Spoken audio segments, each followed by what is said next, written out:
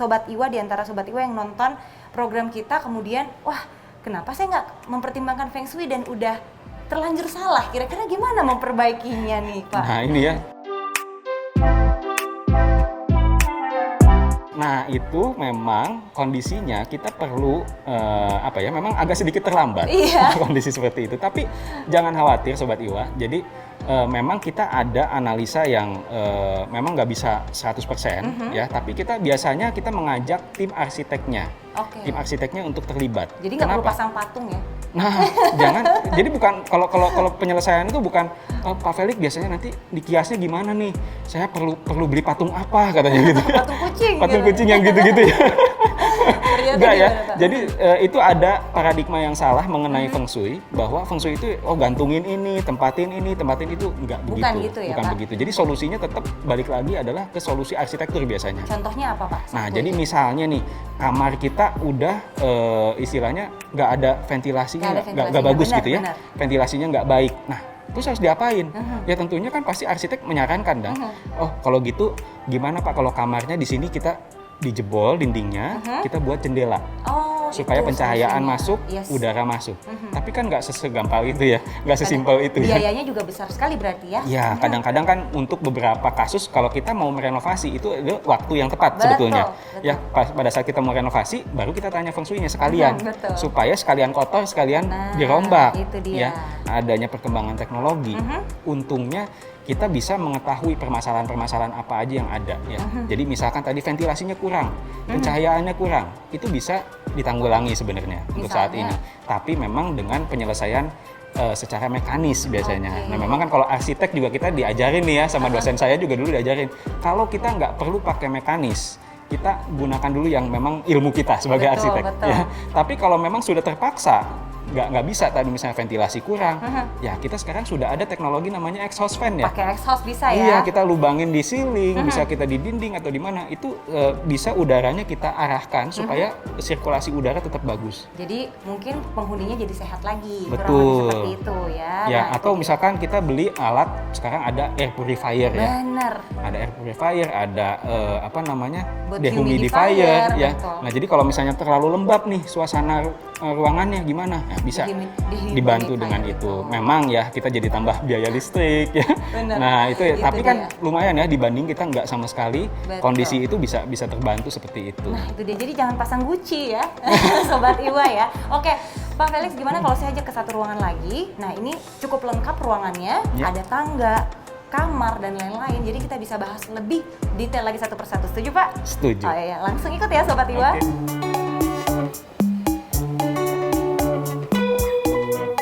Nah Pak, kita sudah ada di ruangan lain lagi nih di Informa, dan kalau kita lihat di sini udah menyerupai rumah sebenarnya Pak Felix ya. Benar. Udah ada ruang tamunya, juga ada tangga dan ada lantai atas. Gimana kalau kita bahas juga nih Pak? Pasti Sobat Iwa penasaran. Boleh ya? Iya, tapi barangkali biar enak ngobrolnya sambil duduk kali ya Pak? Boleh. Oke. Baik Sobat Iwa, sekarang kita akan langsung bahas mengenai ruangan ini dengan Pak Felix pastinya. Seperti yang sudah saya katakan tadi ya Pak, di sini ada sebuah ruangan yang pas banget nih dengan rumah-rumah masa kini kayaknya. Iya. Lengkap, jadi bisa kita kupas pastinya. Ada ruang tamu, kemudian ada tadi pintu masuk juga ya Pak, dan juga di sini ada tangga di dalam rumah serta lantai atas. Mungkin bisa dijelaskan satu persatu nih Pak. Ya, jadi kalau di Feng Shui kan tadi kita bicarain dari awal dari pintu utama. Betul. Ya, di mana penempatan pintu utama itu harus kita perhatikan. Karena itu adalah mulut tadi masuknya qi ke dalam bangunan. Nah, untuk permasalahan pintu utama tuh biasanya yang paling besar itu biasanya permasalahan pintu ketemu pintu katanya. Oh gitu. Ya, itu apa sih maksudnya? Jadi kalau misalnya kita ada pintu depan, pintu utama, lalu di belakang kita ini misalnya ada pintu ke taman belakang. Iya, kadang-kadang kan suka sejajar ya Pak. Iya, kan kalau posisi kan kita ruang keluarga kayak begini. Bener. Ya, kalau misalnya, nah itu pintu di sana pintu utama, pintu belakang langsung tepat satu garis lurus. Jadi posisinya lurus ya. Nah, kalau gitu gimana Pak? Nah, itu memang tidak disarankan secara Feng Shui. Kenapa? Karena biasanya itu sebenarnya bisa dijelaskan secara ilmu arsitektur sebetulnya. Apa saja? Ya, jadi kalau untuk permasalahan pintu ketemu pintu itu kalau di ilmu arsitektur itu ada namanya fisika bangunan. Oke. Ya, di mana ada in, ada out. Itu terjadi cross ventilasi. Nah, kalau cross ventilasi itu biasanya angin itu cukup kencang di sana. Nah, kalau kita bayangkan, kalau sekarang posisinya kita biasa siang-siang panas nih, Benar. ya kan? Kita buka pintu depan, kita buka pintu belakang, lalu kita sambil santai duduk di sini, ya sambil ngobrol kayak begini ya. Benar. Bisa kebayang nggak? Ada aliran angin yang sangat kencang di posisi kita duduk di sini, Benar. dan itu terus-menerus. Mungkin awalnya enak ya, adem. Adem gitu Iya. ya, lama-lama Tapi lama-lama masuk angin, teman-teman. langsung Gitu. butuh kerokan ya Pak. Iya, nah itulah sebetulnya yang disebutkan rezeki masuk, rezeki keluar. Betul. Lalu yang biasa kita kan lihat ya di rumah tinggal itu tadi posisi kamar ya. Betul. Nah posisi kamar kita penempatan ranjang itu juga penting, Nah, penting Sobat Iwa banget ya. Jadi penempatan ranjang itu biasanya kita jangan sampai kalau kita sedang tidur itu langsung berhadapan dengan pintu. Entah itu pintu kamar ya, entah itu pintu kamar mandi. mungkin. Nah itu juga kurang bagus. Kenapa? Karena pintu itu kan ya namanya lubang ya, Betul. di mana dia ada aliran angin juga. Yes, Walaupun Pak. kita kadang-kadang kita tutup pintunya, nah itu tetap kan ada lubang di bawah ya. Benar. Ada Nah itu lubang aliran angin itu tetap ventilasi. mengalir. Nah kalau kita tepat posisi ranjangnya itu tepat di garis lurus dari pintu, apalagi di sebelahnya nanti ada jendela dan lain-lain. Nah itu aliran angin itu langsung ke ranjang. Jadi sebaiknya kalau di dalam kamar ya Pak, kalau tempat tidur itu letaknya jangan langsung berseberangan dengan pintu apapun. Betul. Dan juga jendela. Betul. Ya kalau jendela masih oke ya, tapi Iya. yang biasa kita perlu perhatikan adalah posisi jendela jangan ada di belakang kepala kita. Oke. Jadi kalau kita posisi ranjang, belakang kita itu harus solid. Nah, jendelanya di sebelah kiri, di sebelah kanan is oke. Kemudian kalau misalnya rumahnya seperti ini nih Pak, posisinya. Jadi kan ada tangga di dalam rumah. Betul. Itu kan banyak juga tuh ilmu-ilmu Feng Shui mengenai tangga. Mungkin bisa dijelaskan mana yang mitos, mana yang fakta nih Pak. Iya. Sebetulnya jumlah anak tangga itu sebetulnya mitos. Oke. Ya memang kita ada perhitungannya ya. Biasa kalau berkembang di Indonesia itu jumlah anak tangga itu harus kelipatan 5 plus 1 atau 2 biasanya. Itu kenapa Pak kalau penjelasan secara logikanya? Nah, itu sebenarnya agak sedikit kecampur dengan budaya. Ya. Jadi bukan ilmu Feng Shui sebetulnya, itu adalah budaya istilahnya budaya Chinese yang Baik. menyebutkan bahwa kalau setiap naik anak tangga itu kita harus menghitung. Oke. Menghitungnya itu ada hitungannya Sen Lao Ping Se Ku. Ya, Oke. ada 5 hitungan. Iya. Itu artinya Sen itu lahir, Mhm. terus Lao itu dewasa atau tua, Wow. ya. Ping itu sakit, Ya.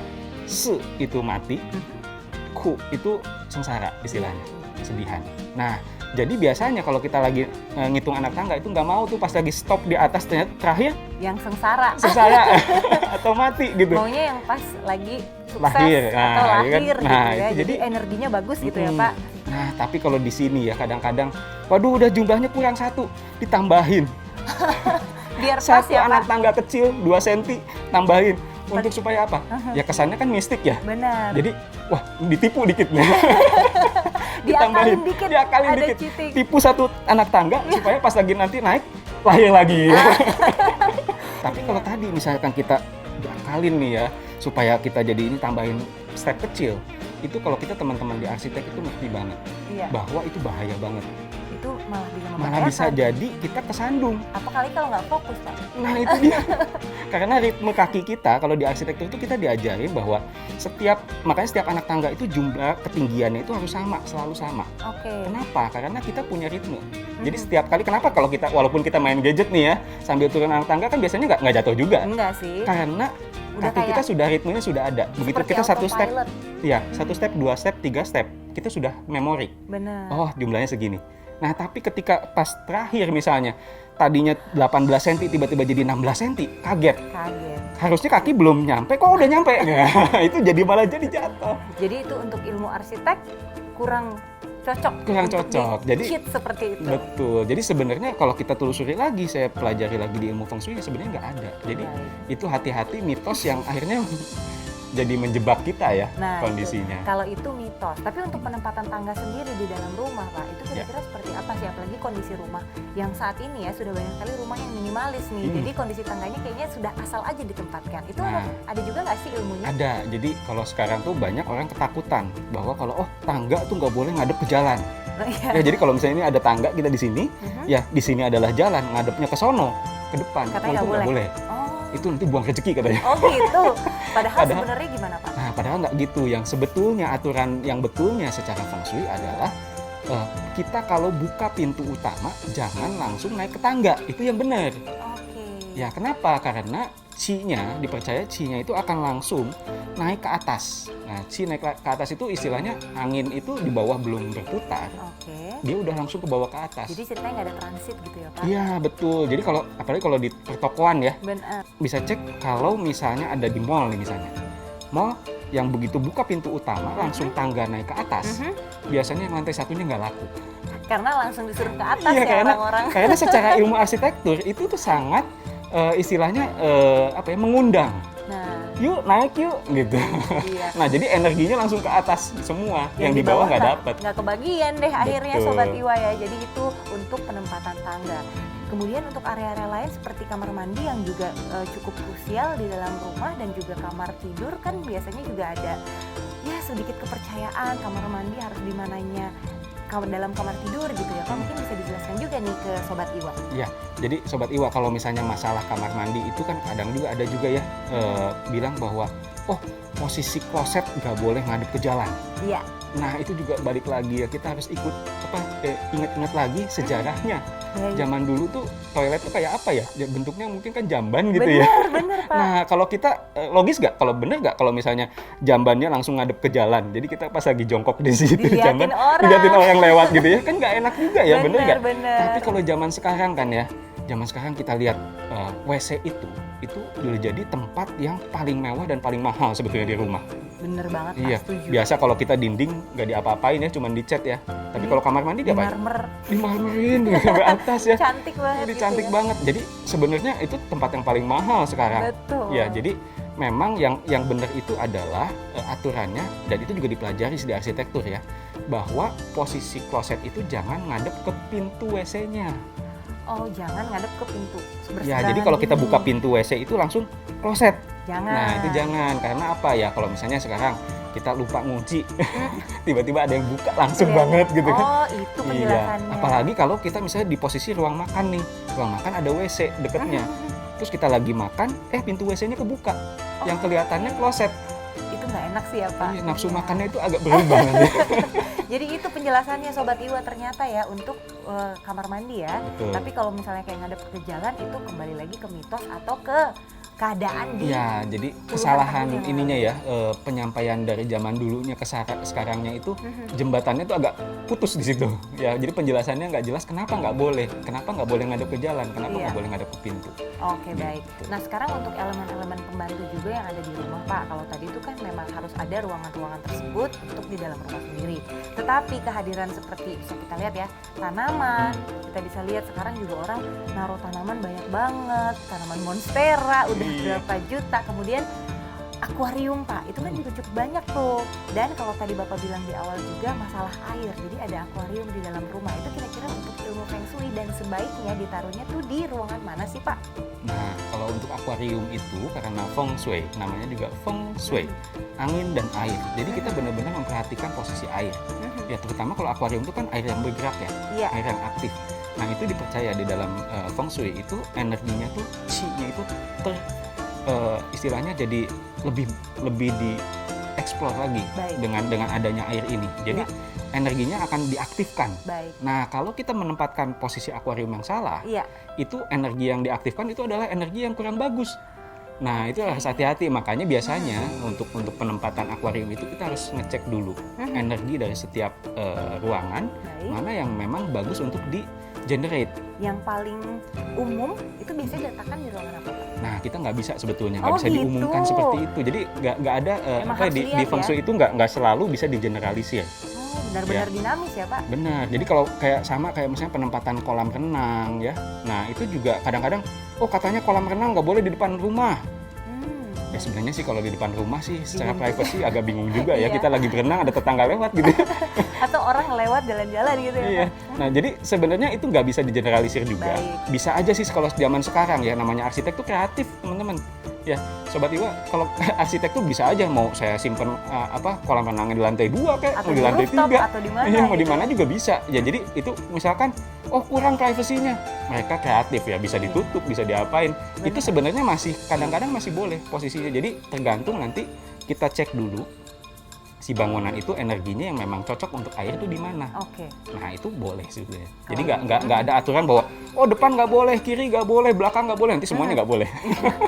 Jadi kalau sekarang menyesuaikan dengan keadaan aja berarti ya Pak. Betul. Kemudian untuk tanaman sendiri tadi kan sudah dijelaskan juga sempat di awal bahwa tanaman sebaiknya tidak di dalam kamar tidur, tetapi mungkin bisa di ruang keluarga. Ya, betul. Kalau ruang keluarga kayak begini, misalnya kita ada tanaman, ya sebenarnya lebih nyaman ya, suasana lebih asri, suasana lebih enak. Nah itu juga bisa dipakai sebetulnya. Jadi memang ada kalau di Feng Shui itu ada 5 unsur, 5 elemen. Jadi ada penempatan. Oh, kalau kayak tanaman itu unsurnya kayu. Baik. Nah dia cocoknya di mana? Oke. Ya kayak tadi akuarium unsurnya air, cocoknya di mana? Ya nanti ada misalkan, saya punya ada yang suka koleksi guci, ya guci keramik itu unsurnya tanah. Nah tempatnya di mana? Itu bisa kita tempatkan. Nah itu yang mungkin dari awal kita sudah harus arrange ya. Iya. Sebelum kita pindah, kita udah siapkan dulu. Oh nanti ruangan ini akan ada di sini, lalu penempatannya harus ada apa aja. Itu sudah kita persiapkan sejak awal. Di-arrange dari awal biar nggak bolak-balik lagi ya. Betul. Jangan nanti kita udah menempatkan kayak begini, tiba-tiba kita mau beli guci, simpannya di mana ya? Nanti repot juga ya, masa gucinya segede orang gitu kan, mau ditempatin di mana, halangin jalan dan lain-lain gitu. Nah kalau satu juga yang nggak kalah penting masalah pencahayaan atau lighting. Sekarang aja udah ada arsitek khusus lighting kan Pak. Nah itu gimana sih untuk masalah pencahayaan sendiri Pak? Ada nggak sih di ilmu Feng Shui diatur juga? Betul, jadi kalau di ilmu Feng Shui itu ada, ya tadi kan, ada yin, ada yang. Ya area yang memang harus ada aktif, ada yang harus pasif. Nah jadi kalau kita penempatan pencahayaan, itu juga penempatannya harus tepat ya. Jadi kalau kayak kamar tidur tuh jangan terlalu banyak juga, jendelanya jangan terlalu besar juga, ya jangan terlalu besar juga. Tapi harus cukup supaya cahaya matahari tetap masuk. Ya. Tapi ruang keluarga juga jangan terlalu sedikit jendelanya. Perlu jendela yang agak besar supaya energi yang tadi kita membutuhkan sesuatu istilahnya energi yang aktif. Ya kita aktifkan dengan suasana terang, dengan suasana yang kita punya view yang luas, tentunya itu akan membuat kita lebih aktif, lebih produktif. Nah itu dia, jadi pencahayaan itu sebegitu pentingnya juga. Satu lagi yang juga nggak kalah pentingnya ini adalah masalah cermin, apalagi khususnya untuk wanita ya. Pengennya tuh banyak cermin di dalam rumah, tapi sebenarnya untuk ilmu Feng Shui dan juga ilmu arsitektur sebaiknya cermin itu ada di mana saja sih Pak yang baiknya? Nah, kalau di ilmu Feng Shui itu cermin itu bersifat menggandakan, ya. Jadi dia bersifat menggandakan. Sifatnya itu istilahnya berarti kalau mau kita gandakan di ruangan di bangunan kita, kira-kira ruangannya seperti apa?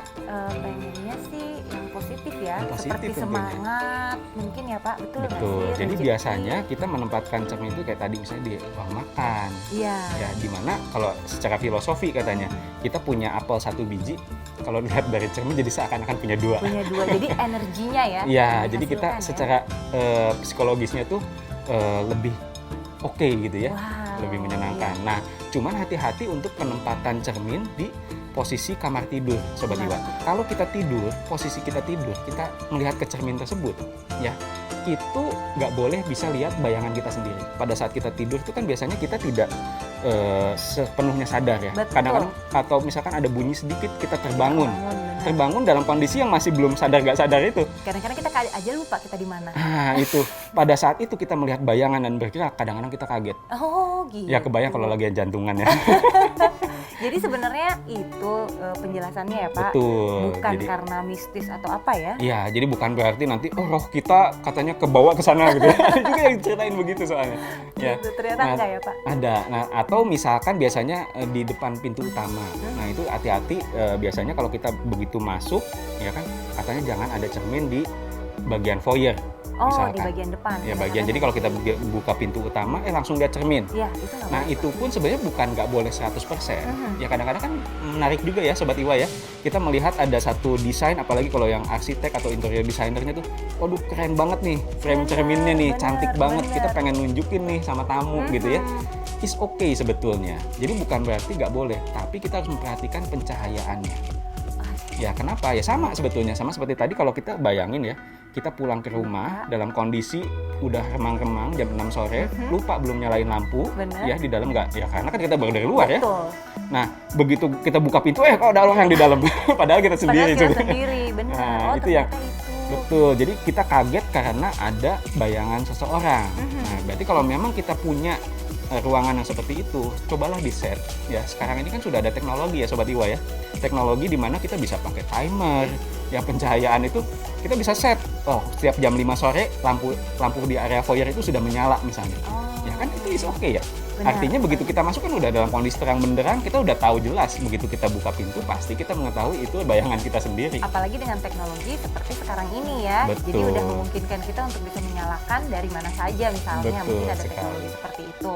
Baik, itu tadi penjelasan yang benar-benar berguna untuk saya dan juga semoga berguna untuk Sobat Iwa sekalian. Dan mungkin terakhir nih, apa saja sih hal-hal yang perlu dipertimbangkan dari sisi positif dan negatifnya pada saat kita berencana untuk membangun sebuah rumah? Iya, jadi kalau kita mau bangun rumah ya Sobat Iwa, kita mau bangun rumah dengan prinsip dasar Feng Shui, intinya sebetulnya, inti dari Feng Shui itu adalah kenyamanan dan keamanan. Bagaimana kita menciptakan satu hunian yang nyaman, bisa dinikmati oleh setiap penghuni di rumah tersebut, dan juga tentunya keamanan. Betul. Selama kita mengikuti aturan-aturan Feng Shui itu biasanya rumah kita itu akan nyaman dan aman. Baik, jadi sekali lagi untuk kenyamanan dan juga keamanan adalah hal terpenting untuk seluruh pemilik rumah. Kurang lebih seperti itu Betul ya. sekali. Baik Pak Felix, terima kasih loh sudah mau Sama-sama. saya ajak untuk ngobrol-ngobrol bersama dengan Sobat Iwa hari ini pastinya. Dan sepertinya Pak Felix sebentar lagi harus balik ke Bandung ya katanya ya. Iya nih. Pak, mungkin saya antar ke depan kali ya Pak? Iya, Oke, thank you. baik, sambil kita arah pulang nih.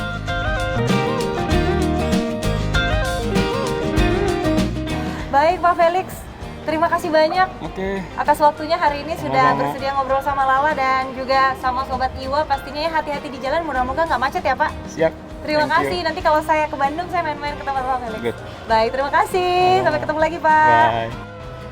Baik Sobat Iwa, kita akhiri dulu obrolan kita hari ini yang menarik banget. Dan jangan lupa untuk like dan juga subscribe Iwa TV YouTube channel. Dan nantikan konten-konten menarik lainnya.